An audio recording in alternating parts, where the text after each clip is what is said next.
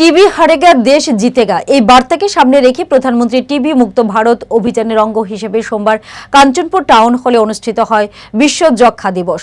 কাঞ্চনপুর মহকুমা হাসপাতাল এবং উত্তর জেলা স্বাস্থ্য পরিবার কল্যাণ দপ্তরের উদ্যোগে অনুষ্ঠিত মহকুমা ভিত্তিক বিশ্ব যক্ষ্মা দিবস উদযাপন অনুষ্ঠানে প্রধান ও বিশেষ অতিথিদের মধ্যে উপস্থিত ছিলেন উত্তর ত্রিপুরা জেলার জেলা সভাধিপতি অর্পণা নাথ, সমাজসেবী বীরেন্দ্র কর, উত্তর ত্রিপুরা জেলার স্বাস্থ্য দপ্তরের টিবি অফিসার সৌম্যকান্তি সিনহা, মহকুমা শাসক ডক্টর দীপক কুমার, এমডিসি শৈলেন্দ্র নাথ ও স্বপ্না রানী দাস।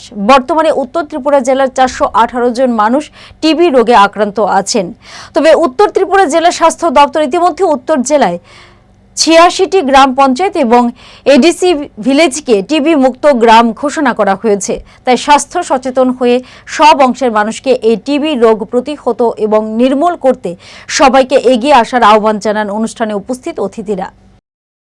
অপুষ্টিত হচ্ছে, ওদের জন্য আরো পুষ্টির জন্য ভালো করে যেন ওদের পুষ্টি ঠিক থাকে দেখার জন্য আমরা ফুড বাস্কেট দিই। ফুড বাস্কেটের মধ্যে চাল ডাল করে একটা প্যাকেট থাকে, এটা বাচ্চা নেই, এটাও দেখি।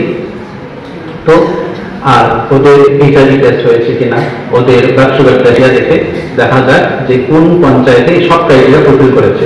যদি এই সব ক্রাইটেরিয়া ফুলফিল করা থাকে তাহলে ওদেরকে টিবি পঞ্চায়েত হিসাবে আমরা ক্লেম করি। ক্লেম করার পরে একটা ভেরিফিকেশন কমিটি থাকে সিএমও স্যারের তত্ত্বাবধানে, এটা আবার ভেরিফিকেশন হয়। ভেরিফিকেশন হওয়ার পরে আমরা যদি ক্লেম করেছিলাম 94 গুলো, তো এর মধ্যে 86 গুলো ভেরিফাই হয়েছে। ভেরিফাই হওয়ার পরে আলটিমেটলি যেটা আমরা সেন্ট্রাল ডিভিশন নিউদিল্লির কাছে পাঠায়, তারপর ওরা এটা অ্যাপ্রুভ করে দেয় যে 86টা পঞ্চায়েত গ্রাম পঞ্চায়েত আর এডিসি ওরা টিবি মুক্ত পঞ্চায়েত হিসাবে ঘোষণা করা যাবে।